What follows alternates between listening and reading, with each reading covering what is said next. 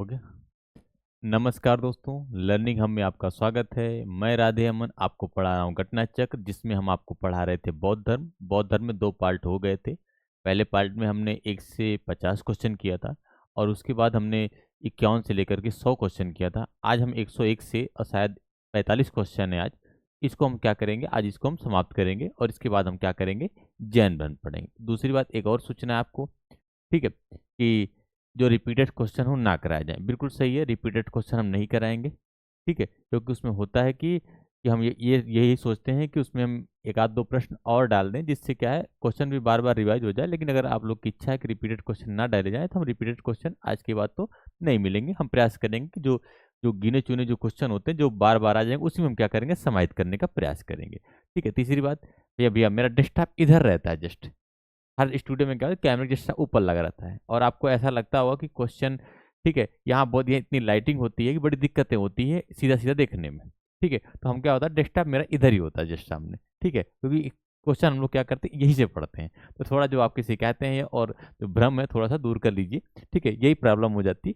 ठीक है, बाकी और कोई समस्या नहीं होती। ठीक है, तो चलिए फिर हम लोग देखते हैं आगे के प्रश्नों को। तो क्वेश्चन नंबर 51 से लेकर के हम लोग देखते हैं।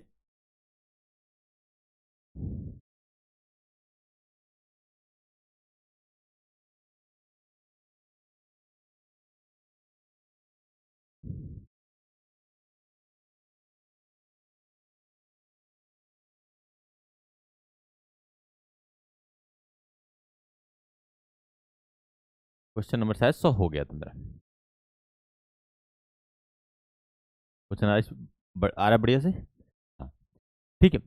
अब क्या क्वेश्चन नंबर 101 क्या है, निम्नलिखित में से कौन से शासक ने बौद्ध मत के विस्तार में योगदान नहीं दिया था? पहला ऑप्शन है हर्षवर्धन, दूसरा है कनिष्क, तीसरा है अशोक, चौथा है पुष्पमित्र सुंग। तो जरा आप लोग बताइए। हाँ, एक बात और शिकायत थी कि थोड़ा सा तो मैं क्वेश्चन पढ़ लूंगा, थोड़ा सा टाइम दीजिएगा, मतलब लगभग 10 से 15 सेकंड हम टाइम आपको दे देंगे। आप टेंशन चलिए, ठीक है, बोर्ड पे देखिए। चलिए मैं पहला बता दे रहा हूँ। देखिए, इनमें से जितने भी नाम दिख रहे हैं आपको, पहला हर्षवर्धन,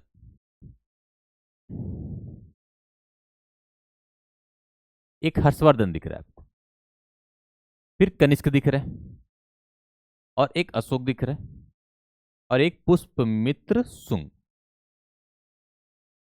ठीक है, इस पर मैं अंडरलाइन कर रहा हूं, या इसको कर रहा हूं क्योंकि यही नहीं है, बाकी सभी लोगों का योगदान था। ठीक है, जैसे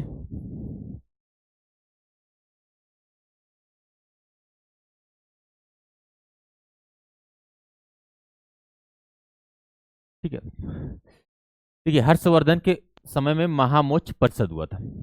अशोक के समय में आपको पता है तीसरी बौद्ध संगत हुई थी, थर्ड बौद्ध संगत हुई थी, थर्ड बौद्ध संगीति हुई थी, ये आपको पता है। ठीक है, और कनिष्क के समय में फोर्थ हुई थी, कहाँ हुई थी, कश्मीर में। लेकिन पुष्पमित्र सुंग, पुष्पमित्र सुंग का बौद्ध धर्म के विस्तार में कोई योगदान नहीं था, क्योंकि इसने क्या किया था, जब मौर्य वंश समाप्त हुआ था तो उसके बाद सुंग वंश आया था, सुंग वंश। और सुंग वंश ने क्या किया था, पहला इन्होंने काम का, जो यवन आक्रमण था उसको रोका, यवन आक्रमण को रोका। उसका दूसरा काम इनका ये था, यवन आक्रमण को रोकने के साथ इन्होंने एक काम और किया कि इन्होंने जो हमारा वैदिक धर्म था उसको पुनः प्रतिस्थापित कर दिया। ठीक है, जहां बौद्ध धर्म की जो अशोक के टाइम काल से चला आ रहा था कि बौद्ध धर्म के अनुयायी ज्यादा होते जा रहे थे, वैदिक धर्म की महत्ता कम होती जा रही थी, तो उन्होंने अपने प्रयास से क्या किया, ठीक है, पुष्पमित्र सुंग ने इसको पुनः प्रतिस्थापित कर दिया। इसीलिए इस इनके काल को, ठीक है, वैदिक पुनर्जागरण भी कहा जाता है। इनके काल को क्या कहते हैं भैया, वैदिक पुनर्जागरण। क्या कहते हैं, वैदिक पुनर्जागरण भी कहा जाता है, तो ध्यान रखिएगा। ठीक है, हर्षवर्धन का योगदान था, महा हर्षवर्धन का योगदान था, महामोक्ष परिषद हुई थी इनके टाइम में। कनिष्क का योगदान था, चौथी बौद्ध संगति कश्मीर के कुंडल वन में हुई थी। अश्वघोष और वसुमित्रा आपको याद होंगे। उसके बाद अशोक के समय में तीसरी बौद्ध संगत हुई थी। ठीक है, और कहाँ हुई थी? पाटलिपुत्र में। ये चीजें आपको याद होंगी। तो पहले क्वेश्चन का जो आंसर सही हो हमारा पुष्यमित्र शुंग। ठीक है, तो चलिए हम लोग नेक्स्ट देखते हैं। नेक्स्ट प्रश्न कहाँ है भाई? नेक्स्ट प्रश्न कुछ ज्यादा बड़ा लग रहा है, छोटा कर लेते हैं। ठीक है, चलिए ऑप्शन दीजिएगा। मैं 10 सेकंड टाइम दे रहा हूं आपके लिए।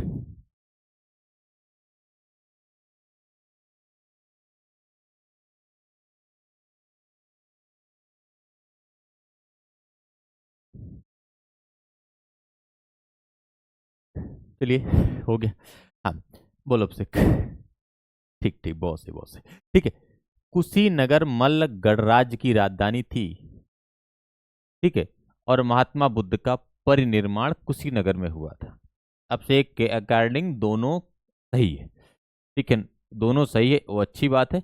लेकिन जरा आप बताओ, दोनों सही है लेकिन ये बताओ व्याख्या सही है कि नहीं सही।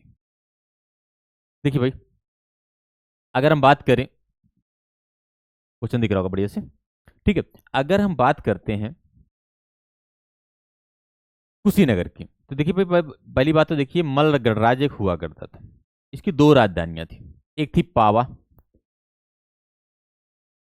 और एक थी कुशीनगर। इन्हीं को जोड़ुआ राजधानी कहते थे। एक थी पावा, एक थी कुशीनगर। इन्हीं को क्या कहा जाता था? जोड़ुआ राजधानी कहा जाता था, कुशीनगर। ठीक है, मल्ल गणराज की दो जोड़ुआ राजधानी थी, एक थी पावा और एक थी कुशीनगर। ये बात सही है कि कुशीनगर मल्ल गणराज की राजधानी थी, ये कथन तो सही है। ठीक है, रीजन महात्मा बुद्ध का परिनिर्माण हुआ था, कुशीनगर में हुआ था, ये भी सही है। लेकिन जो कथन कारण की सही व्याख्या नहीं भैया, कथन व्याख्या नहीं कर रहा। अगर क्या परिनिर्माण नहीं होता तो क्या पास वो उनकी मल्ल गणराज की राजधानी पहले से थी, निर्माण तो बाद में प्राप्त हुआ। यह कह दे कि रीजन ये था कि उनको महापरिनिर्माण प्राप्त हुआ था कुशीनगर में, इसलिए मल्ल गणराज की राजधानी थी। ठीक है, तो ये चीज बिल्कुल सही नहीं है। तो यानी क्या है, ए और बी दोनों सही हैं, ए और बी दोनों सही हैं, लेकिन क्या इसकी व्याख्या सही नहीं है। तो इस क्वेश्चन का जो आंसर होगा मेरा, इस क्वेश्चन का जो आंसर होगा हमारा वो होगा बी। ए और बी दोनों सही है, लेकिन इसकी व्याख्या नहीं सही है। क्या इसकी व्याख्या नहीं सही है? इसका क्या है, ए और दो बी नहीं सही है, किंतु क्या है, इसकी व्याख्या नहीं सही है। तो चलिए अब हम कहते हैं नेक्स्ट क्वेश्चन ले आते हैं। निम्नलिखित में से कौन सा सही सही सुमेलित? ठीक है, क्वेश्चन चलिए बताइए। क्वेश्चन नंबर 103, बताइए कौन कौन कौन सही सुमेलित है। नीचे मतलब एक ही नहीं है, एक आध दो तीन चार, जो भी सही हो आप बताइएगा। ठीक है, नीचे ऑप्शन है, घबराना मत, ऑप्शन है नीचे, कूट दिया हुआ है 1 2 3 4। तो इसलिए ये मत सोचना एक सही मिल गया भैया नीचे दिखाओ ऑप्शन, नहीं। अच्छा, लोथल पहला मैं दिखा रहा हूँ। लोथल आप पढ़ चुके हैं, कहाँ है? गुजरात में। लोथल कहाँ पास है? गुजरात में। मैंने आपको बताया था लोथल गुजरात में है, भोगवा नदी किनारे है। ठीक है, और यहाँ से बहुत सारी चीजें मिली हुई हैं।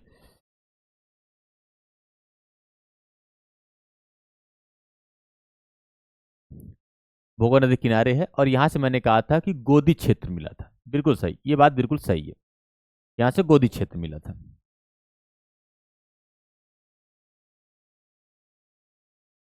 चलो, ये कलर नहीं, कौन सा कलर लें? ब्लैक ही सही रहेगा। ठीक है, गुजरात में क्या था? ये सही है। सारनाथ, सारनाथ में बुद्ध का प्रथम उद्देश्य, बिल्कुल सही भैया। सारनाथ आए थे अपने शिष्यों को, अपने सॉरी 5 दोस्तों को पहली बार कह लो हम ज्ञान मिल गया तुम भी ले लो। ठीक है, अपने 5 दोस्तों को जो उनके साथ बैठ के परीक्षा की तैयारी कर रहे थे और सफल नहीं हुआ, तो कहें 2 से सफल हुआ जाएगा। ठीक है, चलिए आगे देखते हैं। राजगीर, राजगीर में क्या करें? अशोक, अशोक का सिंह स्तंभ, नहीं नहीं नहीं नहीं ना ना ना, ये भी सारनाथ में, यही थर्ड वाला गलत है, ये भी सारनाथ में। ठीक है, ये भी क्या है? सारनाथ में, ये गलत हुआ। चलिए, नालंदा क्या है? बौद्ध, नालंदा, हाँ ये भैया, नालंदा बौद्ध अधिगम की महान पीठ। अभी तो नालंदा विश्वविद्यालय क्या था? महायान शाखा से संबंधित था। ये महायान शाखा से संबंधित था, महायान शाखा से संबंधित था। ठीक है, और बौद्ध धर्म की अधिगम का महान पीठ था। ये बिल्कुल सही भाई, इस चीज को हम वो नहीं कर सकते, यानी मुझे 3 के छोड़ के सब सही है, तो इसका होगा 1, 2 और 4। चलिए, तो इसका क्या सही होगा भैया, 1, 2 और 4, 1, 2 और 4, यानी इसका क्या सी सही है। अरे भैया नालंदा महायान से संबंध आता, तुम नालायक हो महान, ठीक है, महान नालायक हो तुम, उसी से याद कर लो, ठीक है, नालायक को महान हो, ठीक, उसी से तुम याद कर लो, ठीक है। चलो कहे भैया पढ़ो करते हड़काते भी नहीं भैया, नालायक हो लेकिन महान हो, बस देखो प्रशंसा भी बेइज्जती भी दोनों एक साथ। चलिए आगे देखते हैं, चलिए बताना। महायान बौद्ध धर्म में बोधिसत्व अवलोकितेश्वर, अवलोकितेश्वर को और किस नाम से जानते हैं, जरा आप लोग बताइए किस नाम से जानते हैं, ठीक है, बताइए भैया किस नाम से जानते हैं। महायान बौद्ध धर्म में बोधिसत्व अवलोकितेश्वर को किस अन्य नाम से जानते हैं, जरा आप बताइए। क्वेश्चन नंबर 104, बोलो। ब्रजपाणी, मंजूश्री, पदमपाणी, मैत्रेय। देखिए भैया फिलहाल मैं आपको बता दे रहा हूं, ठीक है, उनको सॉरी ये नहीं पदमपाणी के नाम से जानते हैं, किससे, पदमपाणी से।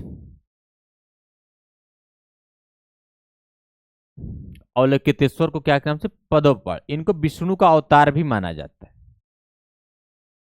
ठीक है, विष्णु का अवतार माना जाता है, विष्णु का इनको अवतार माना जाता है,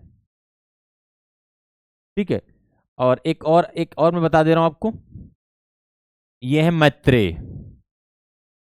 बौद्ध धर्म वालों का मानना है कि इनका अभी जन्म हुआ नहीं है, ठीक है, ये आएंगे आगे, जब पृथ्वी पर लोग एक दूसरे को मारने काटने लगेंगे, आदमी असुरक्षित हो जाएगा, चीजें एकदम गड़बड़ हो जाएंगी, तो यहाँ लोग त्राहिमाम करने लगेंगे, तो क्या होगा, ये चीजें, ये मैत्रेय जी आएंगे, ठीक है, और मंजूश्री जी इनकी चर्चा हम आगे करने वाले हैं, ठीक है। तो आगे हम लोग देखते हैं, तो क्या है, बोधिसत्व, बोधिसत्व अवलोकितेश्वर को पदमपाणी के नाम से जानते हैं, इसको भी आप ध्यान रखिएगा। चलिए क्वेश्चन नंबर नेक्स्ट देखते हैं, आगे आगे बोलिए, बोलो से। आर्य मंजूश्री मूल कल्प निम्न में से किससे संबंधित है, महायान, हीनयान, थेरवाद, ब्रजयान। हाँ सोच लो तुम, कोई दिक्कत नहीं ठीक है, चलो चलो सोच लो किससे संबंधित है। देखिए भैया फिलहाल अगर मैं बताऊं तो, अगर ये महायान सॉरी ये ब्रजयान से संबंधित है,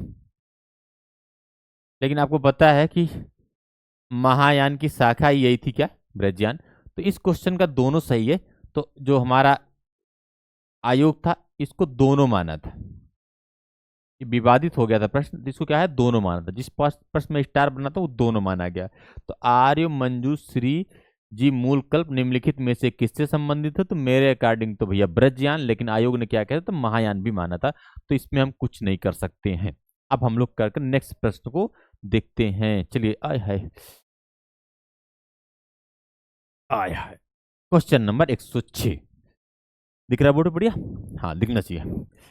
भारत के धार्मिक इतिहास के संदर्भ में निम्नलिखित कथनों पर विचार कीजिए। पहला, स्थिरवादी महायान बौद्ध धर्म से संबंध है। स्थिरवादी ना ना ना ना ना ना, स्थिरवादी तो कभी नहीं थे भाई। अगर बात करें स्थिरवादी की, तो ये तो महायान से संबंधित नहीं थे, ये हीनयान से थे। अच्छा हम टाइम नहीं दिए भाई, हर चीज टाइम देंगे वीडियो बड़ी हो जाएगी, ठीक है। ये किससे संबंधित थे, हीनयान से संबंधित थे, ठीक है। स्थिरवादी को हम लोग क्या कहते हैं, थेरवादी। स्थिरवादी को क्या कहा जाता है, थेरवादी। स्थिरवादी को ही क्या कहते हैं, सॉरी स्थिरवादी को ही थेरवादी कहते हैं, थेरवादी। और इसके जो संस्थापक थे ये महाकच्चायन थे, महाकच्चायन थे, ठीक है। और इनका ये मानना था, थेरवादियों का यानी स्थिरवादियों का ये मानना था कि बौद्ध धर्म जिस स्वरूप में है उसी स्वरूप को मानेंगे, इसमें परिवर्तन नहीं चाहते थे, बौद्ध धर्म के मूल स्वरूप को यानी ये लोग चाहते थे।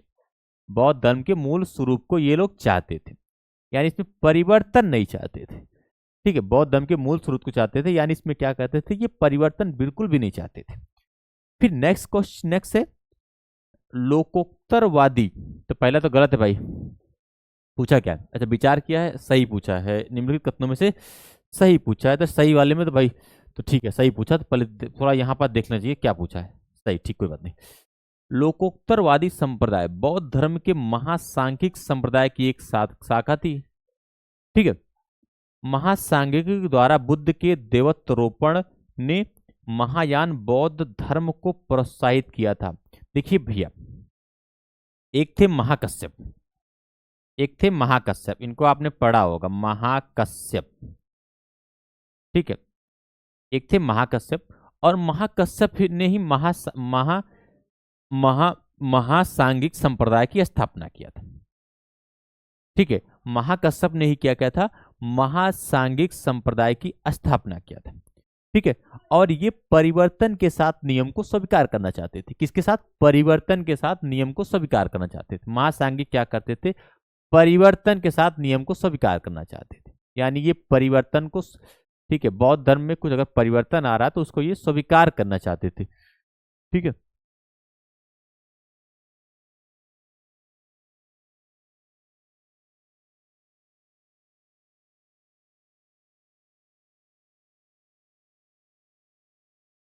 ठीक है, लोकोत्तरवादी क्या थे? बौद्ध धर्म के महासांघिक संप्रदाय की एक शाखा थी, और इसमें इसके जो कौन थे? महाकश्यप थे। कौन थे? महाकश्यप, भाई थोड़ा सा, महाकश्यप थे, और ये परिवर्तन के साथ नियम को स्वीकार करना चाहते थे। तो ये बात बिल्कुल सही है। महासांघिकों द्वारा बुद्ध के देवत्वरोपण महायान बौद्ध धर्म को प्रोत्साहित किया। हाँ, ये भी सही है। तो यानी इसका 2 और 3 दोनों सही है, इसका 2 और 3 दोनों सही है, 2 और 3। तो क्वेश्चन नंबर जो भी है इसका ये क्या है? ये सही है, बी सही है, 2 और 3। ये IAS 2020 में पूछा था। अच्छा चलिए, अब क्वेश्चन नंबर है हमारा 107। भारतीय इतिहास के संदर्भ में, भारतीय इतिहास के संदर्भ में निम्नलिखित में से कौन भावी बुद्ध हैं और जो संसार की रक्षा हेतु अवतरित होंगे? जरा आप भैया बताना आपसे। अवलोकितेश्वर, लोकेश्वर, मैत्रेय और पद्मपाणि। ठीक है, तो पद्मपाणि भी जान चुके हैं आप, अवलोकितेश्वर को भी जान चुके हैं, लोकेश्वर छोड़ दो, एक ही बचा था, वो है मैत्रेय। वो क्या है? मैत्रेय। ठीक है, मैत्रेय क्या करेंगे भैया? भविष्य, भविष्य के बुद्ध हैं ये, भविष्य में क्या है? अवतार लेंगे, ये भविष्य के बुद्ध हैं। जब पृथ्वी पर त्राहिमाम त्राहिम, भविष्य के बुद्ध हैं, जब यहाँ पर पृथ्वी पर त्राहिमाम त्राहिमाम मच चुका रहे होगा, लोग सुरक्षा के लिए इधर उधर भाग रहे होंगे। ठीक है, तो क्या होगा? ये क्या करेंगे? ये जन्म, ये इनका क्या है? ठीक है, ये आएंगे और बौद्ध धर्म को पुनः स्थापित करेंगे, पुनर्स्थापित करेंगे। तो ये क्या है? मैत्रेय। मैत्रेय क्वेश्चन नंबर 107 में ध्यान रखिएगा भैया, ये कौन अवतरित होंगे? अब देख लो, अवतार की चर्चा आ गई इसी में। ठीक है, ये क्या है? मैत्रेय।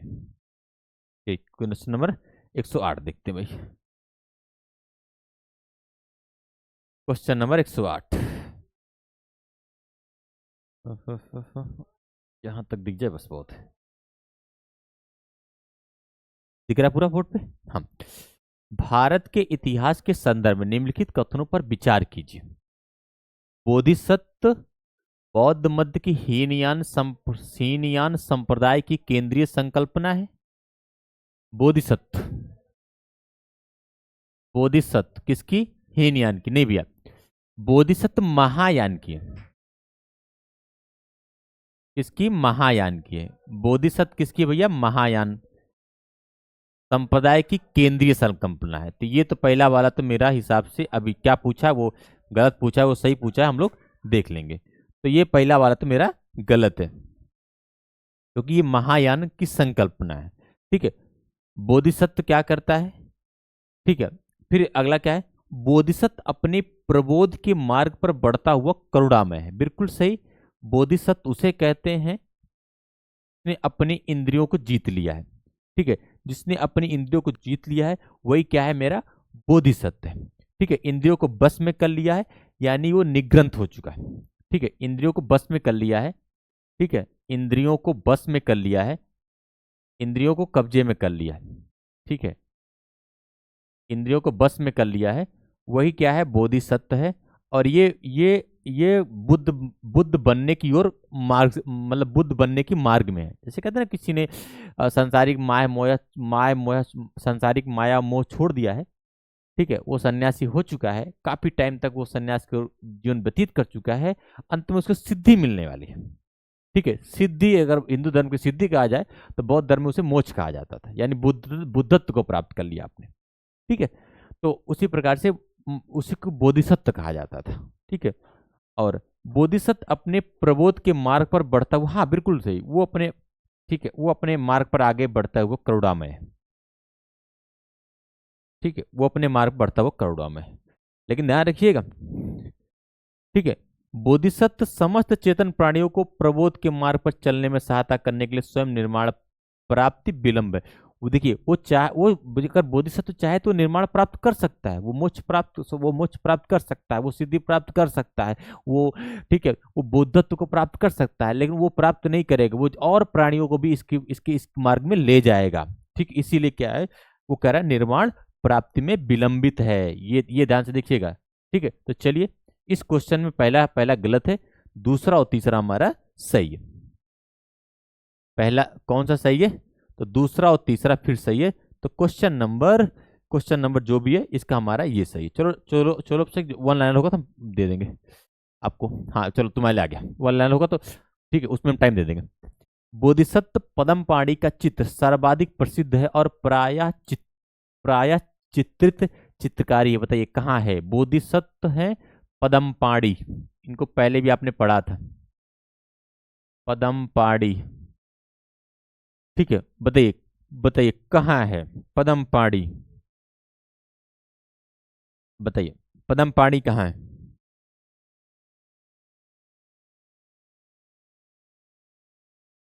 बोलो भाई, पदम पाणी कहाँ है। अजंता में है, बाग में है, बदामी में है। अजंता में है, बाग में है, बदामी में है। ठीक है, बोलो कहाँ है अभिषेक। चलो ठीक है। ठीक है, देखिए भाई, अगर हम बात करें इनकी, तो ये अजंता में है। ये कहाँ पास है, अजंता में है। ठीक है, अजंता और एलोरा ये दोनों महाराष्ट्र में है, इनको आप ध्यान रखिएगा। अजंता,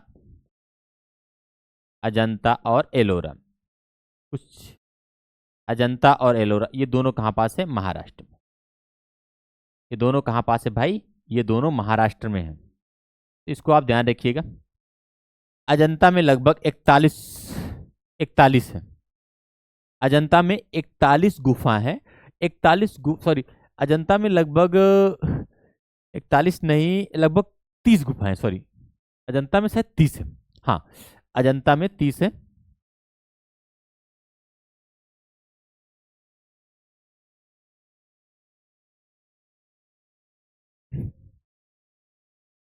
अजंता में कितनी है, 30 है।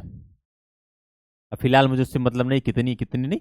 हाँ, उसी में एक ऐसी गुफा है, एक ऐसी गुफा है, और गुफा दो टाइप की है, एक बिहार है और एक चैत्य है। ठीक है, कुछ जगह बहुत बिच्छू निवास करते थे और कुछ जगह पूजा पाठ हो जाता था। ठीक है, तो उसी में क्या एक ऐसी गुफा है, और ये जो बोधिसत्व है पद्म पाणी, इनका बहुत सुंदर चित्र है। ठीक है, अच्छा चित्र देखोगे, दिखा रहा हूँ। ठीक है, तो कहाँ पास, अ, अब बाघ कहाँ है, तो भैया बाघ आपको पता है, एमपी, एमपी, बाघ स्टेट, सोया स्टेट। ठीक है, ये क्या है, एमपी है। और बदामी कहाँ, बदामी कर्नाटक में है। ये बदामी कहाँ पास है, कर्नाटक में है। तो ठीक है, ये चीजें आप दिमाग में रहने चाहिए, कहीं ना कहीं काम आ जाती है। ठीक है, तो बदामी कहाँ पास है, एमपी में, इसको भी ध्यान रखिएगा। अच्छा, चित्र देखना है अवलोकितेश्वर की, मैं दिखा दे रहा हूँ भाई। ठीक है, देख लिए।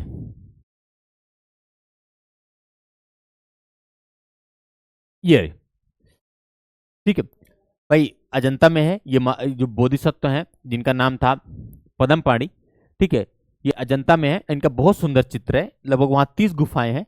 और 24 गुफा में बिहार हैं, 6 गुफा में चैत्य हैं, 24 गुफा में बिहार है। बिहार मतलब जहाँ बहुत बिच्छू निवास करते थे, और चैत्य जहाँ उनका पूजा पाठ स्थल हुआ करता था। ठीक है भाई, जहाँ पूजा पाठ रहेगा वहाँ आसपास रहने के लिए स्थान चाहिए, उसी को बिहार कहा जाता था। हाँ, बिहार वो तुम्हारा बिहार नहीं। ठीक है, हाँ चलिए कोई बात नहीं, तो ध्यान रखिएगा यही है। और आपको अशोक भारत का राजकीय चिन्ह जो कि हम लोग बताए थे, वो सारनाथ वाला, ठीक है यही है। इसमें 4 है, एक तो पीछे है जो दिखता नहीं है। ठीक है, चलिए आगे देखते हैं, आगे देखते हैं भाई।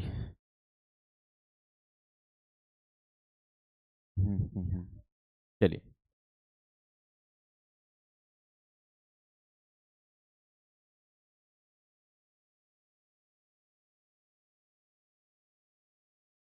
हीनयान अवस्था का, हीनयान अवस्था का, हीनयान अवस्था का विशालतम, हीनयान अवस्था का, हीनयान अवस्था का विशालतम एवं सर्वाधिक विकसित शैल चैत्य ग्रह स्थित है। ठीक है, किसका?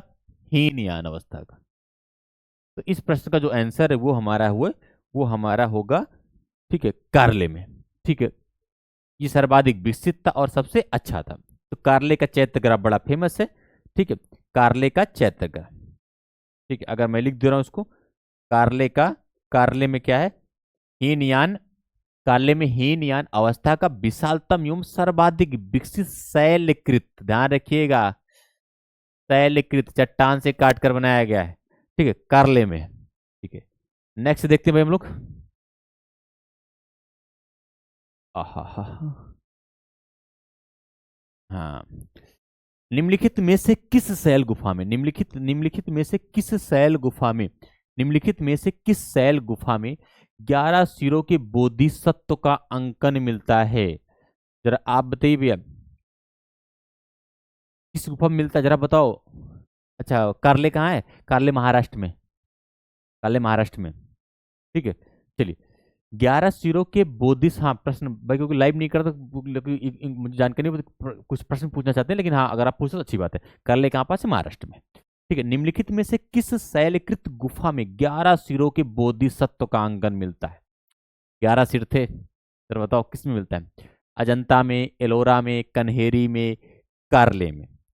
जरा आप बताइए भैया, कहाँ मिलता है? Question number 112। तो देखिए, मैं फिलहाल बता दे रहा हूँ। अजंता में भी अभी आप लोग देख चुके थे, पद्म पाणी जी का मिला था, अजंता महाराष्ट्र में। एलोरा भी कहाँ पास है? सॉरी, महाराष्ट्र में। और कार्ले भी कहाँ पास है? महाराष्ट्र में। ठीक है, कनेरी भी, ये मत सोचना ये भी महाराष्ट्र में। ठीक है, लेकिन हम यहाँ कनेरी की थोड़ा चर्चा कर रहे हैं। ठीक है, यहाँ क्या है? कनहेरी, कनहेरी की हम चर्चा कर रहे हैं। ये भी क्या है? महाराष्ट्र में। ठीक है, ये भी क्या है? महाराष्ट्र में, पहली बात। दूसरी बात, आपको पता है मुंबई, मुंबई जिस द्वीप पे बसी है, मुंबई, ठीक है, यानी हम अगर हम लिखें मुंबई, तो जिस द्वीप पे बसी है उसका नाम है सलसेट द्वीप। उसका नाम क्या है? उसका नाम है सलसेट द्वीप। उसका नाम क्या है? सलसेट द्वीप। ध्यान रखिएगा, ज्योग्राफी प्रश्न है, मुंबई किस पे बसा है? सलसेट द्वीप पर। ठीक है, उसी में एक नेशनल पार्क है, ये भी बड़ा फेमस है, संजय गांधी नेशनल पार्क। ठीक है, हाँ आपसे ध्यान रखना, Sanjay Gandhi national park, Sanjay Gandhi national park. ठीक है, उसी के अंदर क्या है? कन्हेरी की गुफाएं हैं, और वहां पास एक बोधिसत्व है। ठीक है, और जिनको जिनमें क्या है? 11 सिरों के बोधिसत्व का अंकन है। कितने सिर है? 11 सिरों के बोधिसत्व का अंकन है। ठीक है, और क्या नाम है, इसमें इनकी 4 भुजाएं हैं और 11 11 सिर हैं। 4 भुजाएं हैं, 11 सिर हैं। ठीक है, चलिए, ये हो गया क्वेश्चन नंबर। ठीक है, नेक्स्ट देखते हैं भाई, हाँ टाइम भी देखते रहना है मुझे। अब क्या है? विशुद्ध मग्न की रचयिता थे, थोड़ा सा हम इसको बड़ा नहीं करें, इसको और दिखा देते आपको। आ रहा है ऑप्शन पूरा? हाँ, विशुद्ध, विशुद्ध मग्न के रचयिता कौन थे? नागार्जुन, नागार्जुन थे, जरा बताइए। ठीक है, नागार्जुन है, पद्म संभव है, नागार्जुन है, पद्म संभव है। ठीक है, वसुबंधु है, बुद्ध घोष। तो विशुद्ध मग्न, विशुद्ध मग्न के रचयिता कौन थे भाई? विशुद्ध मग्न बोलो सकते हो? बुद्ध घोष, इससे पहले तुम्हें टाइप किए थे। ठीक है, बुद्ध घोष। विशुद्ध मग रचयिता कौन थे? बुद्ध घोष। ठीक है। अब थोड़ा नागार्जुन की चर्चा नागार्जुन चर्चा का बहुत जरूरी है, क्योंकि आगे वाले प्रश्नों में हमें नागार्जुन कभी मदद करेगा। नागार्जुन की जो रचना थी वो थी माध्यमिक कारिका। भाई देख, अगर ना दिख रहा हो तो सही सुन लीजिए, माध्यमिक कारिका। ठीक है, माध्यमिक कारिका या शून्यवाद। शून्यवाद के जनक इन्हीं को ध्यान रखिएगा कहा जाता था। ये कनिष्क के दरबार में रहते थे। ये कहाँ रहते थे? कनिष्क के दरबार में।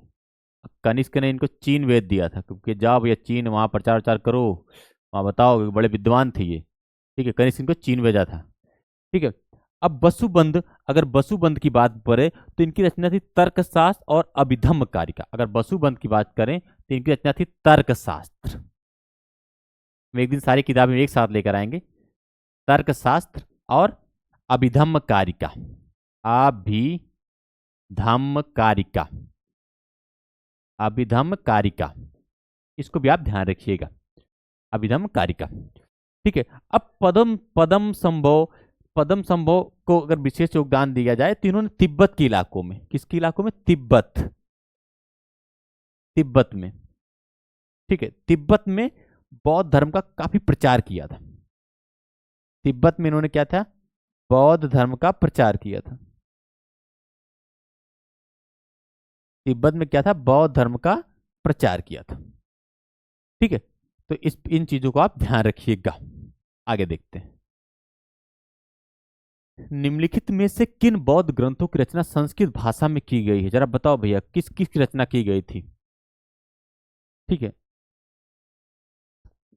देखिए भैया, अगर संस्कृत भाषा की बात करें तो दिव्यावदान और आर्य मंजूश्री मूलकल्प, इसकी रचना संस्कृत में थी। ठीक है, और दीपवंश और महावंश ये हमारी पाली भाषा में थे। पाली भाषा मतलब लोकल लैंग्वेज। ठीक है, ये पाली भाषा यानी लोकल लैंग्वेज, ये दोनों पाली भाषा में थे। और ये किस में था? संस्कृत में था। आर्य श्री मंजू कल्प, फिलहाल श्री श्री से दिख ही रहा है श्री, ठीक है, कुछ ना कुछ। दिव्यावदान ये भी संस्कृत में था, ये भी संस्कृत में था। ये दोनों किस में थे? संस्कृत में थे। और दीपवंश से मुझे श्रीलंका के इतिहास की जानकारी मिलती है।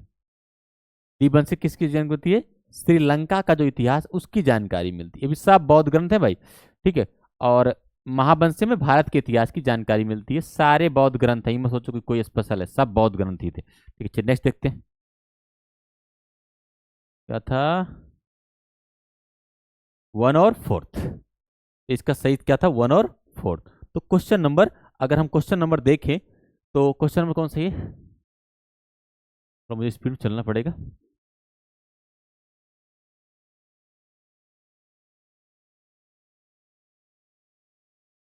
एक सौ 14 हो चुका है। इसका सही था 1 और 4। इसका सही था 1 और 4, 1 और 4 ये सही से। क्वेश्चन नंबर हमारा 114 का 1 और 4 सही है। आगे हम लोग जस्ट हम लोग आगे देख लेते हैं। Question number 115। ठीक है, प्रथम सदी शताब्दी ईस्वी में, प्रथम शताब्दी ईस्वी में, प्रथम शताब्दी ईस्वी में, प्रथम शताब्दी ईस्वी में, हाँ दिख रहा है? चलिए, क्वेश्चन कुछ ज्यादा ही बड़ा हो जा रहा है, लिखने का स्थान नहीं मिल रहा है। ठीक है, हाँ, प्रथम शताब्दी ईस्वी में किस भारतीय बौद्ध भिक्षु को चीन भेजा गया था? अभी कुछ देर पहले हमने चर्चा किया था कि नागार्जुन को भेजा गया था। नागार्जुन क्या थे? कनिष्क के दरबार के एक प्रमुख व्यक्ति थे। नागार्जुन क्या थे? कनिष्क के दरबार में रहते थे। ठीक है, कनिष्क ने इनको क्या किया? चीन भेजा। क्यों भेजा? ठीक है, क्यों भेजा? बौद्ध धर्म के प्रचार के लिए। और इनकी रचनाएं आपको पता है, माध्यमिक कारिका, माध्यमिक कारिका इनकी रचनाएं पता है आपको, माध्यमिक कारिका और शून्यवाद, ये चीजें आपको पता होना चाहिए। ठीक है, और अगर हम बात करें हम फिर अगला नेक्स्ट। ठीक है, तो बाकी आप लोग को पता है वसुमित्र के बारे में अगर हम चर्चा करें तो ये चतुर्थ बौद्ध संगति जो कश्मीर में हुई थी, कश्मीर के कुंडल वन में हुई थी, उसके अध्यक्ष थे। और अशु घोष उसके क्या थे? उपाध्यक्ष थे। बस इतना ही ध्यान रखे, आगे बढ़ते हैं हम लोग। ठीक है, चलिए नेक्स्ट देखते हैं। अब क्या है, शून्यता का शून्य, नेक्स्ट क्वेश्चन देखिए, शून्यता के सिद्धांत का सर्वप्रथम प्रतिपादन करने वाले बौद्ध दार्शनिक का नाम। तो अभी कुछ देर पहले ही चर्चा हुई थी, नागार्जुन। ठीक है, नेक्स्ट देखते हैं हम लोग।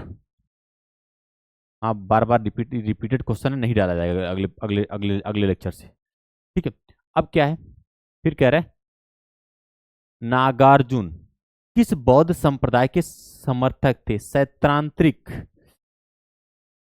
सैद्धांतिक, वैभाषिक, माध्यमिक और योगाचार। क्वेश्चन नंबर 117 जरा बताओ किसके थे? क्वेश्चन नंबर 17 बताओ किसके थे? ठीक है, अभी कुछ देर पहले मैंने बताया था माध्यमिक कार्य का इनकी रचना आई थी, तो ये क्या किसके थे? माध्यमिक के थे। ठीक है, माध्यमिक संप्रदाय के। क्वेश्चन नंबर नेक्स्ट देखते हैं, इसको छोटा कर लें, चलो आगे देख लेंगे। क्वेश्चन है 118, भारतीय इतिहास के संदर्भ में निम्नलिखित युग्मों पर विचार कीजिए। ऐतिहासिक व्यक्ति एक तरफ दिया है और किस रूप में जाने गए। ठीक है, अच्छा पहला क्या है, आर्यदेव। आर्यदेव जैन विद्वान थे? ना ना ना ना, आर्यदेव जैन विद्वान तो नहीं थे, ये बौद्ध थे। ये गलत है, ये क्या थे? बौद्ध थे। ये क्या थे? बौद्ध थे। ठीक है, दिग्गनाथ, हाँ ये दिग्गनाथ थे। ठीक है, अगर हम बात करें दिग्गनाथ की, तो ये तो थे दिग्गनाथ, ये बौद्ध थे। ठीक है, फिर आता है नाथ मुनि, फिर आता है नाथ मुनि। नाथ मुनि वैष्णव संप्रदाय के थे? नाथ मुनि, नाथ आ रहा है, नहीं, हाँ नाथ क्या है, ये वैष्णव संप्रदाय के थे। क्योंकि नाथ कंफ्यूजन कंफ्यूजन पैदा करता है, नाथ संप्रदाय और सब चीजें, तो क्या हो जाए, नाथ मुनि थे। तो नाथ मुनि सौ से थोड़ा सा रिलेट करा, लेकिन नाथ मुनि क्या थे? वैष्णव के विद्वान थे। और अगर देखा जाए तो वैष्णव के विद्वान के साथ साथ ये, ठीक है, एक बहुत प्रमुख व्यक्ति थे हमारे, क्या नाम है, उस शाखा के। और ये नाथ मुनि संप्रदाय का पहला आचार्य माना जाता है इनको। ठीक है, वैष्णव संप्रदाय का पहला आचार्य माना जाता है किसको? इनको, नाथ मुनि को। ठीक है, तो ये वैष्णव संप्रदाय के प्रथम आचार्य थे। ठीक है, इस संप्रदाय के क्या थे? प्रथम आचार्य थे। पहला नहीं सही है, दूसरा तीसरा सही है ना, प्रथम आचार्य। तिरका खटाई वही तुम्हारा वाला। ठीक है, चलिए आगे देखते भाई। हाँ भैया, आचार मतलब, चलिए तो केवल केवल पूछा कितने युग्म सही है, तो दो युग्म सही है, पहला वाला गलत है, बाकी दोनों सही है। नेक्स्ट देखते हैं भाई। अब आता है बौद्ध शिक्षा का केंद्र है विक्रमशिला, वाराणसी, उज्जैन, गिरनार। तो आपको पता है विक्रमशिला बौद्ध शिक्षा का केंद्र है। ठीक है, वाराणसी आपको पता है, ये तो बहुत इंपॉर्टेंट चीज है, और विशेषकर ये संस्कृत के लिए जाना जाता है अगर हम बात करें।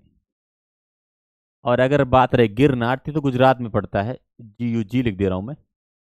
ठीक है, उज्जैन ये MP में है मेरा। आगे महाजनपद पढ़ेंगे, उसमें अवंती की राजधानी थी ये। ठीक है, तो चलिए ये हो गया मेरा। अब question number 120, question number 120, question number 120 में क्या भी, जरा देखो, पढ़ो पढ़ो 120 जरा बताओ तो। अब से एक भाई, ये तुम्हारे लिए है। बता दिए तो पार्टी हम लेंगे। हाँ, अगर बता दिया तो पार्टी हम लेंगे। चलो बोलो, निम्नलिखित में से कौन से प्राचीन केंद्र भारत में बौद्ध शिक्षा के प्रसिद्ध केंद्र नहीं था? कौन नहीं था? कौन नहीं था, ये पूछ रहा हूं मैं, बस ये नहीं पूछ रहा हूं कौन था। जरा बताओ कौन था? नहीं था पूछ रहा हूं। देखिए भाई, अगर हम बात करें नागपुर की, यही यही नहीं था। पल्लवी बहुत फेमस जगह थी, गुजरात में है ये। पल्लवी कहाँ पास है? गुजरात में है। अगर बात करूं मैं नालंदा, बिहार में है, और ये भी बौद्ध धर्म का बहुत प्रसिद्ध केंद्र था। ठीक है, महायान का, किसका? महायान का। और अगर हम बात करें विक्रमशिला, अगर हम बात करते हैं विक्रमशिला, ये भी बिहार में था। ठीक है, तो चलिए ये सब क्या है, ये तीनों थे, ये नहीं था, तो पहला क्या सही? यही सही है मेरा। चलिए नेक्स्ट देखते हैं भाई। नेक्स्ट देखते हैं क्वेश्चन नंबर 121, 21। वल्लभी विश्वविद्यालय स्थित है, जरा बताओ तो। वल्लभी विश्वविद्यालय स्थित है, ये क्या है, गुजरात में। ये अभी हो चुका है मेरा। ऐसे प्रश्नों को अब नहीं डालेंगे हम। ठीक है। हाँ। नालंदा विश्वविद्यालय की स्थापना का युग बताओ। नालंदा विश्वविद्यालय की स्थापना का युग बताइए। ठीक है। बताइए कौन से युग में हुआ था, मौर्य युग में हुआ था, कुषाण युग में हुआ था। ठीक है। जरा आप बताइए किस युग में हुआ था। ठीक है। नालंदा विश्वविद्यालय की स्थापना किस युग में हुआ था, जरा आप बताइए कहाँ। ठीक है। तो नालंदा विश्वविद्यालय की स्थापना आपको पता है ना किसने किया था, कुमारगुप्त ने। किसने किया था, कुमारगुप्त ने। पहली बात तो किस टाइम पे, तो गुप्त काल का टाइम वही 5वीं 6वीं शताब्दी आ रहा है। ठीक इसी टाइम पे उन्होंने किया गया था। और किसने किया था, कुमारगुप्त ने। तो नालंदा की स्थापना किसने किया भाई, कुमारगुप्त ने किया था। और ये जरा, ये किस संप्रदाय के, बौद्ध संप्रदाय के शासक था, मतलब कि किस संप्रदाय से संबंधित था, तो ये महायान से संबंधित था। नालंदा विश्वविद्यालय के संस्थापक। अब आ गया चंद्रगुप्त विक्रमादित्य, धर्मपाल। ना ना, धर्मपाल तो नहीं। धर्मपाल भी किसी के हैं, अगर आएंगे तो बता देंगे। बोलो धर्मपाल किसके, ये विक्रमशिला के थे। विक्रमशिला, ये पाल वंश के संबंधित थे, और ये विक्रमशिला। धर्मपाल क्या था, विक्रमशिला। नेक्स्ट देखते हैं भाई, क्वेश्चन नंबर 124। नालंदा विश्वविद्यालय किसके लिए विश्व प्रसिद्ध था, चिकित्सा के लिए, तर्कशास्त्र के लिए, बौद्ध। भैया नालंदा बौद्ध दर्शन के लिए प्रसिद्ध था। नालंदा किसके लिए, बौद्ध दर्शन के लिए प्रसिद्ध था। और इसीलिए यहाँ पास आपको नालंदा पूरे विश्व भर में फेमस था। यहाँ से बहुत दूर दूर से लोग पढ़ने आया करते थे। आज बिहार के लोग ही नहीं पढ़ते हैं वहां पास। ठीक है, क्योंकि वहां पास कुछ है बचा ही नहीं। बख्तियार खिलजी से ध्वस्त कर दिया था, पूरा जला दिया, मार तोड़ ताड़ के एकदम रद्द कर दिया, चौपट कर दिया, एकदम बर्बाद कर दिया, एकदम किसी लायक नहीं छोड़ा। ठीक है। लेकिन हमें हमें उम्मीद है कि बिहार सरकार और भारत सरकार उसको बढ़िया से बनाएगी और अच्छे डेवलप करेगी। लेकिन हाँ, उस टाइम पे क्या है, जहाँ जहाँ बौद्ध धर्म फैला था, चीन, मंगोलिया, कंबोडिया, मलेशिया, थाईलैंड, सब लोग वहां से पढ़ने आया करते थे भाई। आज ये हाल है कि राधे राधे। ठीक है। चलिए, तो बौद्ध दर्शन का, हाँ, कौन आया था भैया, हुएन सांग खुद ही आया था। ठीक है। कौन आया था, हुएन सांग।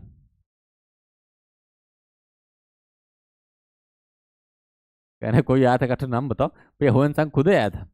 ठीक है, बाकी बहुत लोग आए रहे होंगे, फेमस था। ठीक है। हाँ भाई, जो फेमस होगा उसी को सब जानेंगे, बहुत लोग यूट्यूब पे पढ़ा रहे हैं। जो फेमस होगा उसी को जानते हैं। नीचे दिए गए वक्तव्य नीचे दो वक्तव्य दिए गए, जिनमें एक कथन है, दूसरा कारण है। दोनों को ध्यानपूर्वक पढ़ें। ठीक है भैया, तुम अब आगे, तुम्हारा काम खत्म हो चुका, अच्छी बात है। कथन क्या कह रहा है, 12वीं शताब्दी के अंत तक नालंदा महाविहार का पतन हो गया था। 12वीं शताब्दी के अंत तक नालंदा विद्यालय का पतन हो गया था। ठीक है। और उसके बाद फिर क्या है, ए,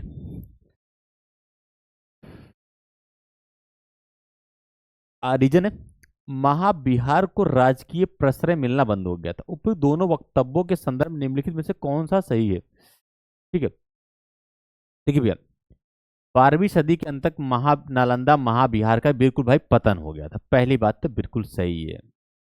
कुतुबुद्दीन ऐबक का सेनापति था बख्तियार खिलजी। उसने क्या किया था, इसको नष्ट कर दिया था। नष्ट करने का रीजन भी बहुत सा था, फिलहाल उसकी चर्चा हम यहाँ नहीं करना चाहते हैं। ठीक है। और हाँ, वो हर चीज को धर्म की दृष्टि से जोड़कर देखना भी सही नहीं है। ठीक है। हाँ, प्राचीन काल में पैसे कहाँ होते थे, मंदिर में। लोग क्या, भारतीय महिलाएं क्या करती हैं, अपने मंगलसूत्र जाती, जो सुहाग की निशानी होती है, दे देती हैं। ठीक है। उन पैसों को मंदिर में क्या होता है, आपको पता है बढ़िया से। हमारे प्रयागराज के बड़े बहुत महान थे, जेल में है। ठीक है। और तो फिर इसलिए उसकी चर्चा ना ही कराओ, ज्यादा अच्छा है। लेकिन ध्यान रखिएगा, तो इसलिए जो लुटेरे आते थे मंदिर में, पैसा उनका काम पैसे से होता था, आस्था कोई मतलब नहीं था उनसे। ठीक है। वो इसलिए मंदिर तोड़ दिया करते थे, लेकिन किसी की आस्था के विषय तो इसलिए वो वर्चस्व की जंग हो जाती उसमें। ठीक है। तो 12वीं शताब्दी में क्या था, बिल्कुल पतन हो गया, बिल्कुल सही है। महाविहारों को राजकीय प्रश्रय मिलना बंद हो गया था, बिल्कुल। जो देखिए, उसके पहले जितने भी थे शासक थे मौर्य काल में या गुप्त काल तक, ठीक है, उन्होंने देखिए, गुप्त काल के जो शासक थे उन्होंने बौद्ध धर्म का विरोध तो नहीं किया। बौद्ध धर्म को, लेकिन जो कहते हैं ना कि उसको संरक्षण देना बंद कर दिया। जैसे अशोक क्या करता था कि सब अशोकाराम बिहार दे दिया बना के, बौद्ध संगति करवा लिया। उसके पर जो शासक आए थे उन्होंने क्या किया, काफी बौद्ध धर्म के ना हर जगह प्रचार किया। ठीक है, 80 लाख स्तूप, तो मतलब वो उसके चमचे, मतलब उसके सहयोगी लोगों ने लगवाया रहा होगा। ठीक है। हाँ, तो इसीलिए क्या है, तो फिर राजकीय प्राश्रय मिलना बंद हो गया था। पहली बात तो अगर ये मिलता तो बौद्ध धर्म समाप्त ना होता। ठीक है, भारत में समाप्त हो गया है, बाहर है, भारत में भी है, लेकिन उस लेवल पे नहीं जितना लेवल होना चाहिए था। क्योंकि बाद में फिर शंकराचार्य आए, उन्होंने हिंदू धर्म की जो कुरीतियां थी उसको दूर करके फिर से पुनर्स्थापित कर दिया। बाबू ऐसे नहीं आया अपनी, तो ये जो हिंदू धर्म है ना निपट गया था। ठीक है, शुंग वंश के साथ साथ आए, फिर उन्होंने काफी एकदम एकदम मतलब तबाही मचाया फिर बौद्ध धर्म के प्रति। ठीक है, तो चलिए देखें, वो गौड़ वंश का शासक था शशांक। गौड़ वंश का शासन था, बोधि वृक्ष काट दिया था, आपको याद नहीं क्या, कल ही बताए थे। चलिए आगे देखते हैं, चलिए आगे देखते हैं। तो इसका क्या सही है, इसका ए सही, ए और आर दोनों सही है, और आर ए की सही व्याख्या है। तो क्वेश्चन नंबर, हाँ, अब बताइए, नौ नालंदा महाविहार किसके लिए विख्यात है? होयनसांग स्मारक के लिए। नौ नालंदा महाविहार किसके लिए प्रसिद्ध है? होयनसांग स्मारक के लिए। बताइए, महावीर का जन्म स्थान, पाली अनुसंधान केंद्र एवं संग्रहालय। ठीक है, देखिए ये फिलहाल बीपीएससी में पूछा गया, वो पक्का है, बिहार का प्रश्न है ये। ठीक है, तो ये था, ये पहली बात तो ये वहां पास पाली अनुसंधान केंद्र है। ठीक है, मुझे संभवतः ये 1950 में स्थापित किया गया था। ठीक है, यहाँ यहाँ बौद्ध और पाली, पाली एक भाषा थी और लोकप्रिय भाषा थी, बौद्ध और पाली अनुसंधान संस्थान है। ठीक है, नालंदा बिहार में। ठीक है, चलिए नेक्स्ट देखते हैं भाई, क्वेश्चन नंबर 127। अच्छा, निम्नलिखित में से कौन सा बौद्ध धर्म और जैन धर्म दोनों में समान रूप से विद्यमान, जो दोनों में हो, ऐसा नहीं, ऐसा नहीं कि एक में हो दूसरे में कौन। ठीक है, बताओ, बोलो सिख, तुम्हारे लायक प्रश्न दे दिए एक बार। कहें हम भैया बड़का वाला भी बता लेंगे, लो बताओ बड़का वाला चलो बड़का वाला बताओ। हाँ, चलो बताओ आपसे बड़का वाला। निम्नलिखित में से कौन सा बौद्ध धर्म एवं जैन धर्म दोनों को समान रूप से विद्यमान था? ठीक है, तप और भोग की अति का परिहार। ठीक है, देखिए भैया, तप और भोग, फिर अति मतलब ज्यादा बचाव करना। अगर मैं एक सिंपल लैंग्वेज में कहूं तो तप और भोग की अति मतलब बहुत ज्यादा तप नहीं, बहुत ज्यादा मतलब कि भोग भी नहीं, मतलब बहुत ज्यादा भोग का भी परिहार परिहार मतलब रोकना होता है कि बहुत ज्यादा मतलब तप करो। ठीक है, उसको क्या है, ये दोनों में समान नहीं है। ये ये जैन धर्म में ज्यादा है, मतलब अपने वस्त्र तक उतार देते हैं। बताओ, वस्त्र उतार दोगे तो लोग आपको असभ्य समझेंगे, तो लोग क्यों एक्सेप्ट करेंगे, कौन कौन सबके सामने नंगा होना चाहता है? लेकिन जैन धर्म में था इतना भयानक तप हो गया। ठीक है, भोग मत करो, हर चीज नहीं, तो इन्होंने मध्यम मार्ग दिया था कि तुम थोड़ा सा भोग भी कर सकते हो, थोड़ा थोड़ा सा तप कर लो, थोड़ा सा भोग कर लो, तो अति का परिहार। ठीक है, अगर अति का परिहार था तो ये भोग, ठीक है, ये जैन से संबंधित था, इसमें बिल्कुल भी वर्जित था। वेद प्रमाण के प्रति अनास्था, हाँ दोनों में थे, दोनों वेद को नहीं मानते थे। कर्म कांडों की, हाँ ये भी सही है, हाँ दोनों दोनों अहिंसा, हाँ ये बात दोनों का समर्थन है, तो इसका मतलब 2 3 4, 2 3 4 ये सही है। नेक्स्ट देखते हैं भाई, प्राचीन भारतीय इतिहास के संदर्भ में निम्नलिखित में से कौन सा बौद्ध धर्म एवं जैन धर्म दोनों में समान रूप से विद्यमान, शायद वो क्वेश्चन रिपीट है या दोबारा किसी एग्जाम में पूछ लिया होगा। ठीक है, समान रूप से विद्यमान, समान रूप से विद्यमान था। ठीक है, क्वेश्चन नंबर, तो कौन समान रूप से विद्यमान था, तो 2 3, इसको हम तुरंत करते हैं, 2 और 3, 2 और 3। चलिए नेक्स्ट देखते हैं भाई, क्वेश्चन नंबर 129। निम्नलिखित में से कौन सी बात बौद्ध धर्म और जैन धर्म में समान नहीं है? अहिंसा, हाँ दोनों में अहिंसा को स्वीकारा गया, बिल्कुल सही। ठीक है, वेदों के प्रति उदासीनता, हाँ दोनों उदासीन है वेदों के प्रति, बहुत ज्यादा महत्व नहीं दिया उन्होंने। आत्मदमन, क्वेश्चन नंबर 129, आत्मदमन इस जैन धर्म में ज्यादा है। आत्मदमन कहाँ है? जैन में ज्यादा है, जैन में ज्यादा है। हाँ, तो क्वेश्चन नंबर 129 क्या है? सी सही है, यही समान नहीं है। चलिए नेक्स्ट देखते हैं भाई। Question number 130। भगवान बुद्ध ने निम्नलिखित चार आर्य सत्यों का प्रतिपादन किया है। भगवान बुद्ध ने निम्नलिखित चार आर्य सत्यों का प्रतिपादन किया है, जरा आप बताइए भैया कौन सा होगा? ठीक है, पहला मैंने बताया था दुख है। ठीक है, दुख है। उसके बाद फिर मैंने आपको बताया था दुख, दुख है, दुख समुदय, दुख का कारण है। फिर मैंने बताया था दुख, दुख है, दुख का कारण है। तो यार अब इस कूट में क्या लिखा है? अच्छा, क्रम क्रम बताओ। अच्छा, जो सॉरी, जो चार इस आर्य सत्य हैं उनका क्रम बताओ जरा आपसे। तो तुम्हारे अकॉर्डिंग हम देखेंगे। चार आर्य सत्य मैंने आपको बताया था, जरा बताओ। ठीक है, चार आर्य सत्य, पहला तो भैया दुख है, तो इसका मतलब ये तो सही है। फिर दूसरा क्या है? दुख का कारण है, फिर डी सही है। फिर क्या है? दुख का निरोध है, हाँ बिल्कुल सही है, फिर बी भी सही है। फिर हमारा सी सही है। मार्ग है, मार्ग, अरे भाई अष्टांगिक मार्ग, अष्टांगिक मार्ग, मार्ग वही अष्टांगिक मार्ग फॉलो करो। अरे परिमिता होता सब अब छोड़ो भी, अभी मेन मेन था अष्टांगिक मार्ग, यानी मध्यम मार्ग, प्रतिपदा। ठीक है, अब A D B C, A D B C, A D B C, इसमें जिसमें होगा उसे मार देंगे, ए डी बी सी, यही सही है। नेक्स्ट देखते हैं।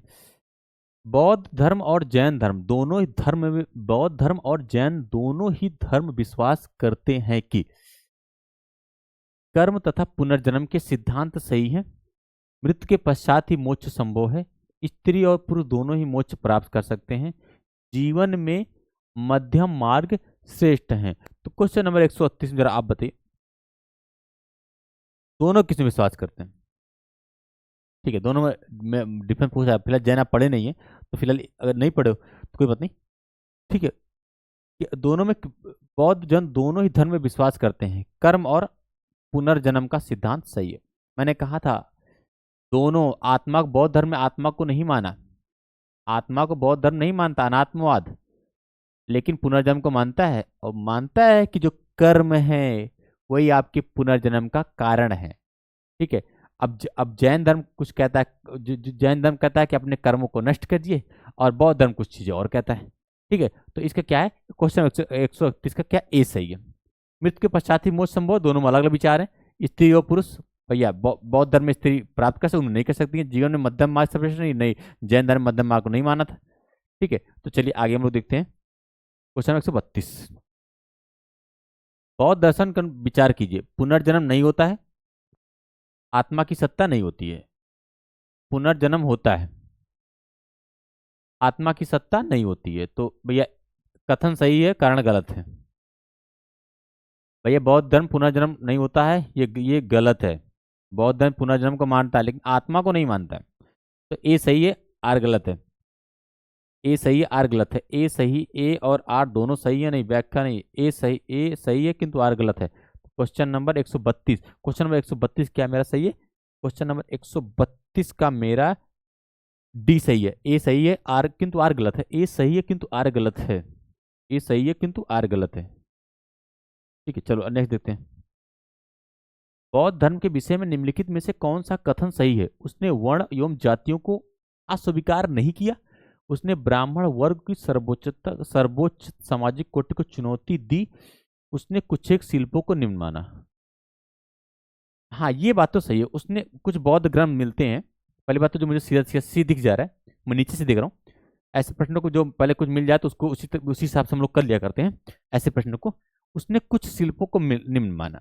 ठीक है, जैसे जैसे चमड़ा वाले, अब इनको निम्न माना है उसने, कुछ ग्रंथों में ऐसा मिलता है, बौद्ध ग्रंथ। ठीक है, उसने ब्राह्मण वर्ग को सर्वोच्चता को चुनौती दी, हाँ ये भी बात सही है। तो दो तीन किस्में हैं।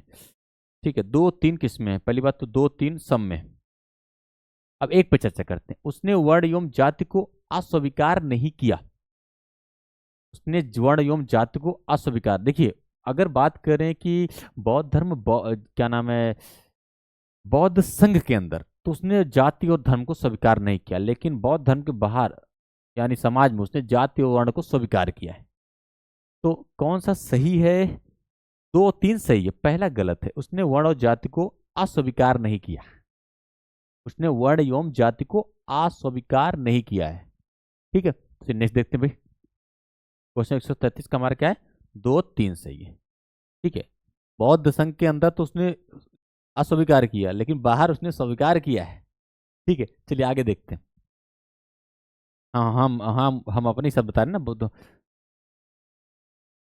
ठीक है, बौद्ध धर्म के विस्तार के कारणों में सम्मिलित थे। भैया बौद्ध धर्म क्यों फैल गया, ये पूछा रहा है। ये पूछा है, मुझे लगता है किस एग्जाम पूछा गया, क्योंकि पीछे 2009 पूछा गया था। बौद्ध धर्म क्यों फैल गया, इसके विस्तार के कारण बताओ। ठीक है, धर्म की सादगी, बिल्कुल सही, धर्म की सादगी थी। ठीक है, उस समय की जो सबसे कठिन लैंग्वेज थी संस्कृत, संस्कृत को उसने ना चुनते हुए, संस्कृत को उसने न चुनते पाली भाषा चुना, जो लोकल लैंग्वेज है। सपोज करो इलाहाबाद का क्षेत्र है या प्रयागराज का क्षेत्र है, यहाँ लोकल अवधि है। अगर अवधि भाषा में किसी चीज को बताया, ज्यादा लोग समझेंगे। ये कोई अंग्रेजी अंग्रेजी भाषण देने लगे तो सब हाँ हाँ सामने वाला विद्वान है, क्या बोल रहा कोई पता नहीं होता। अंग्रेजी एक भाषा है, किसी की विद्वता का प्रमाण पत्र नहीं। ठीक है, अंग्रेजी एक भाषा है, किसी की विद्वता का प्रमाण पत्र नहीं है। ठीक है, इसलिए अगर हमारी भाषा में कोई चीज बोले वो अच्छे समझ में आ जाएगी। आप देख लीजिए, बड़े बड़े टीचर हैं जो जो जो साधारण लैंग्वेज का प्रयोग करे, पूरे देश में छा गए हैं। मैं नाम तो किसी का नहीं लेना चाहता हूँ। ठीक है, चलिए। तो धर्म की सादगी थी और इन्हें मध्यम मार्ग अपनाया था, कोई इसमें कर्मकांड नहीं दिखाया था, मध्यम मार्ग अपनाया था। क्या अपनाया था? मध्यम मार्ग अपनाया। ठीक है, साधारण भाषा का प्रयोग किया, साधारण भाषा का प्रयोग किया। ठीक है, चलिए।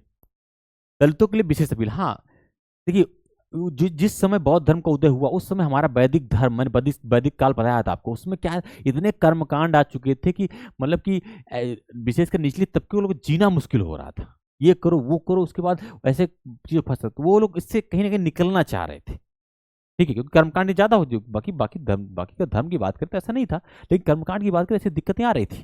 ठीक है, तो दलितों ने दलित विशेषकर इसमें शामिल हुए। ध्यान रखिएगा, महात्मा बुद्ध क्षत्रिय थे। ठीक है, धर्म की मिशनरी भाव, हाँ देखिए कितने कितना मतलब इससे प्रचार। ठीक है, आपको पता है कि अशोक ने पुत्र अपने महेंद्र और बेटी संघमित्रा को श्रीलंका तक भेज दिया गया था। ठीक है, अशोक ने अपने पुत्र महेंद्र और बेटी संघमित्रा को भेज दिया था, श्रीलंका भेज दिया था, श्रीलंका भेजा गया था। ठीक है, और अभी कुछ देर पहले मैंने आपको बताया था, क्या नाम है उसका, उनका, जिनको कनिष्क ने भेज दिया था नागार्जुन को, कनिष्क ने भेज दिया था नागार्जुन को, कहाँ, चीन भेज दिया था। तिब्बत में कोई और प्रचार का, बिल्कुल सही।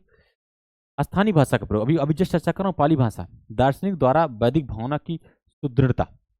ठीक है, तो ये नहीं था। ठीक है, ये गलत है, तो एक और चार सही है।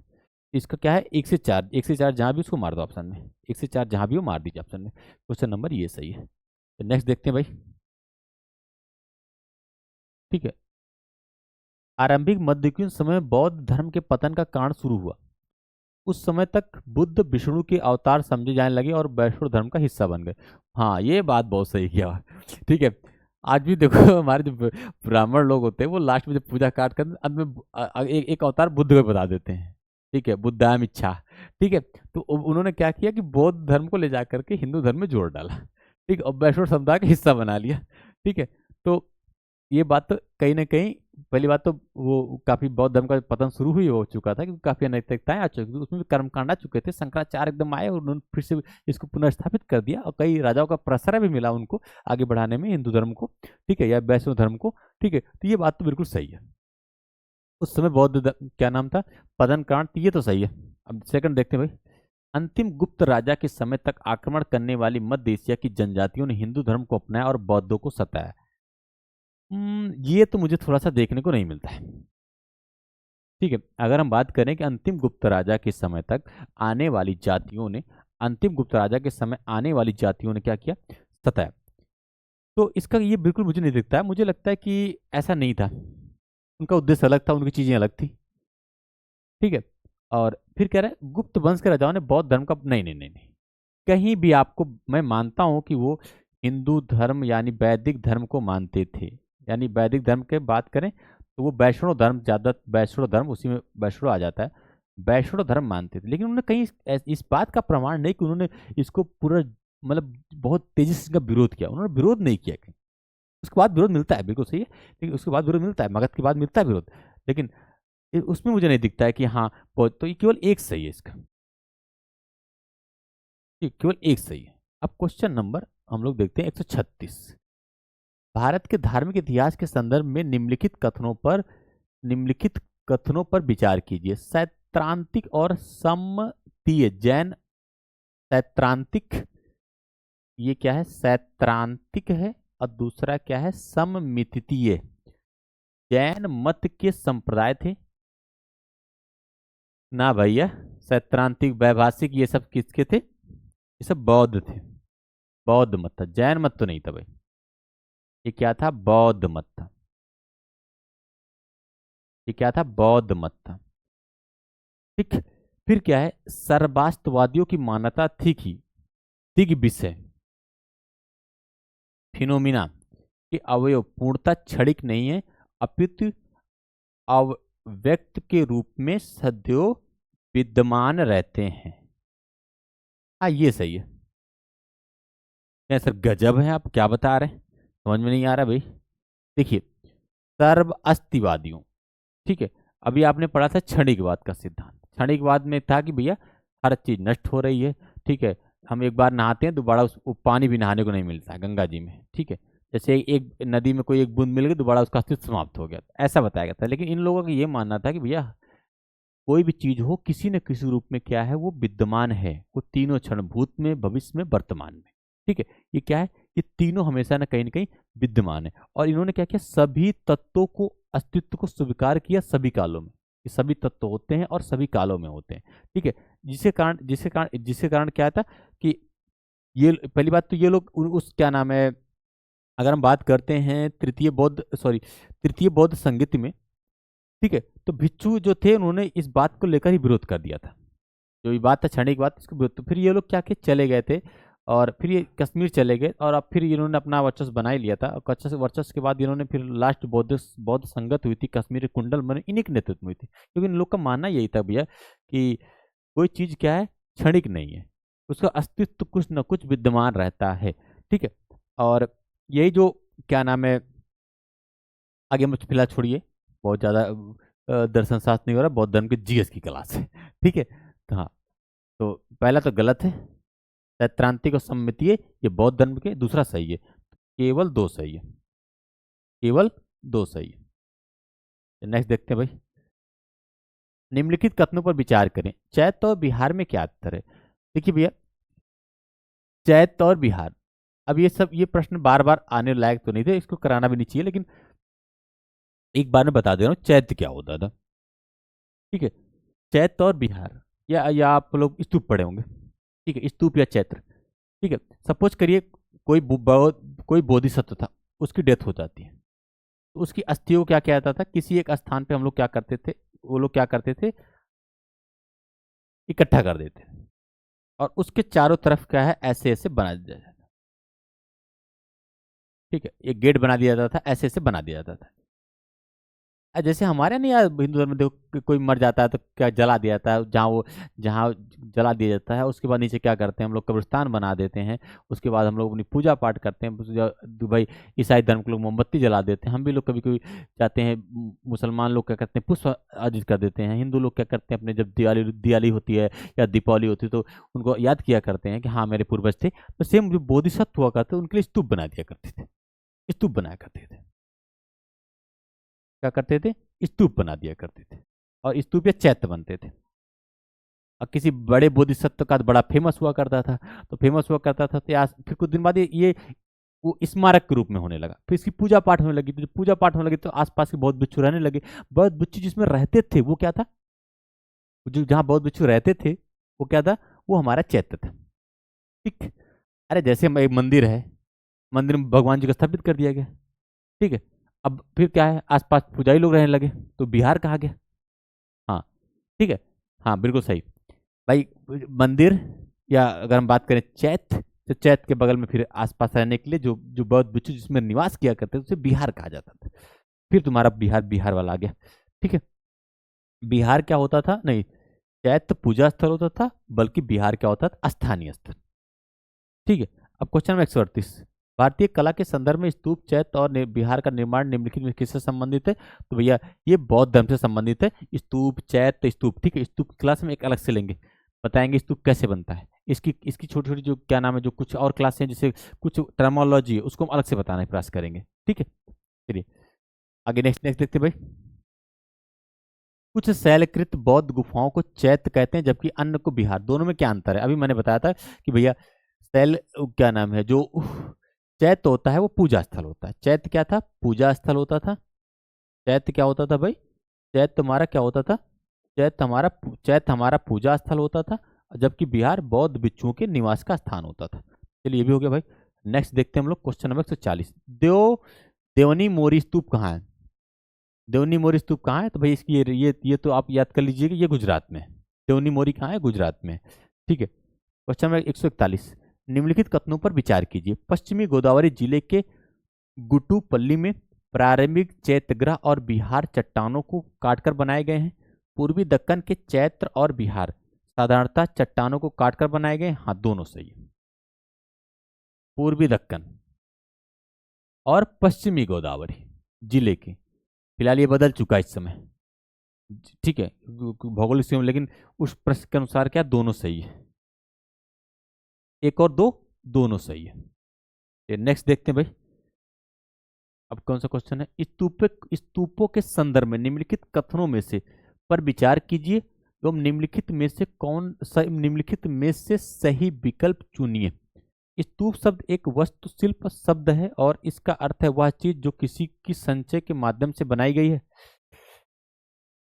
मृतकों की स्मृति में स्तूप बनाने की प्रथा बौद्ध काल के पूर्व में थी। हाँ, दोनों सही है। ठीक है, मैंने कहा था कि स्तूप का मतलब होता है किसी चीज का संग्रह। स्तूप का मतलब होता है किसी चीज का संग्रह, और ये ध्यान रखिएगा ये सब बहुत पहले से था। स्तूप की जो संकल्पना थी, मैंने कहा था ऋग्वेद से आई थी, वहां से था। ठीक है। हाँ, बिल्कुल, इसका मतलब ये थोड़ा ना बौद्ध धर्म शुरू हुआ तभी स्तूप मतलब, हाँ, इसका जो जो फेमस रूप आया उस टाइम पे आ गया था। ठीक है। तो स्तूप शब्द एक क्या है? वास्तुशिल्प शब्द है, जिसका अर्थ है किसी चीज का संग्रह। विशेषकर जो बोधिसत्व या बौद्ध धर्म के जो प्रमुख अनुयायी थे, उनके उनके लिए बनाया जाता था। ठीक है। तो अगर हम बात करते हैं स्तूप की, तो स्तूप का मतलब ही होता है ढेर लगाना, एकत्र करना। स्तूप का मतलब होता है ढेर लगाना, एकत्र करना। या अगर हम और बात कर लें तो फिर ये हो जाता है कि जैसे कि विशेषकर अगर हम देखें तो फिलहाल हम आपको ये बताए थे वो क्या करते थे, स्तूप बनाया करते थे। इसकी चर्चा हम कर चुके हैं पहले। और किसी चीज का ढेर होता, मतलब ढेर मतलब उनकी उनकी अंत्येष्टि की गई, जो समाधि थी, उसके जो अवशेष बचे थे उसको लाकर लगा और पूजा पाठ करने लगे। जो प्रमुख बोधिसत्व होता है, आज भी होता है हमारे यहाँ, जब कोई कोई बहुत बहुत प्रमुख संत रहा हो तो देखो उसके आसपास लोग क्या करते हैं, पूजा पाठ करने लगते हैं, उसकी मूर्ति बना लेते हैं। ठीक है। तो स्तूप शब्द क्या था? स्तूप शब्द एक वास्तुशिल्प शब्द है और इसका अर्थ है वह चीज जो किसी के संचय के माध्यम से बनाई गई है। मृतकों की स्मृति में स्तूप बनाने की प्रथा बौद्ध धर्म बनाने की प्रथा बौद्ध काल से पूर्व की थी। हाँ, बिल्कुल सही, दोनों सही। कौन टेंशन अब से बताओ?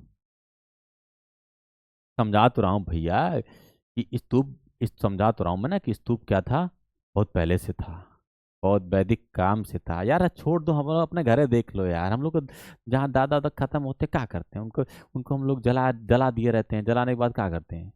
ठीक है, कुछ दिन बाद चिश्ती जो बचती है ला करके बांध देते हैं। हाँ, दादाजी हेलो, तो यार दादाजी हमारे, ठीक है, हमारी दादी ने खेतों में पड़ी है। ठीक है। हाँ, जब जाते हैं तो हम उसी पे सो जाते हैं, राम राम कुछ नहीं होता है। ठीक है। मन चंगा तो कटौती में गंगा। चलो आगे देखते हैं। सच बता रहा हूँ, मेरी दादी का समाधि स्थल, मेरी दादी क्या, मेरे पापा जी की नानी है, तो उनका जो समाधि स्थल है वो समाधि खेत में है हमारे जस्ट। और मेरा खेत काफी मतलब कि दो गांवों के बीच में था, तो वहीं पास क्या है, हम लोग जाते थे, हम लोग वहीं खेला करते थे। हम लोग कुछ नहीं, वो बिल्कुल समाधि स्थल है वो। ठीक है। अरे अपने बच्चे कौन सताएगा यार। चलो आगे देखते हैं। धान्य कटक, जो कि महासांगिकों के अधीन एक प्रमुख बौद्ध केंद्र के रूप में समृद्ध हुआ, निम्नलिखित में से किस एक क्षेत्र में अवस्थित था? आंध्र प्रदेश में, गांधार में, कलिंग में बताइए कहाँ था क्वेश्चन नंबर 143। तो भैया आंध्र प्रदेश में, धान्य कटक कहाँ पास था? आंध्र प्रदेश में। अब तुम वो हो सुल्तानी युग में बौद्धों की कौन सी शाखा सबसे प्रभावशाली थी? सुल्तानी युग, सुल्तानी तो किसी का नाम नहीं है, सुल्तान युग। हाँ वही सल्तनत काल। ठीक है। हाँ कुतुबुद्दीन ऐबक, इल्तुतमिश, रजिया सुल्तान, इन सब की चर्चा पर सुल्तानी तुम्हारा वो नहीं है। चलो आगे देखते हैं। कौन सी बताइए? थेरवाद, हीनयान, ब्रजयान या तंत्रयान? जरा आप बताओ इसका कौन सही होगा। तो क्वेश्चन नंबर इसका क्या हो जाएगा सही? ब्रजयान। ठीक है। ब्रजयान उस समय काफी डेवलप हुआ था। ठीक है। अब विशेषकर ये बंगाल के इलाकों में डेवलप हुआ था ब्रजयान। ठीक है। इसके विशेषकर ये क्या नाम है, 8वीं शताब्दी में हुआ था।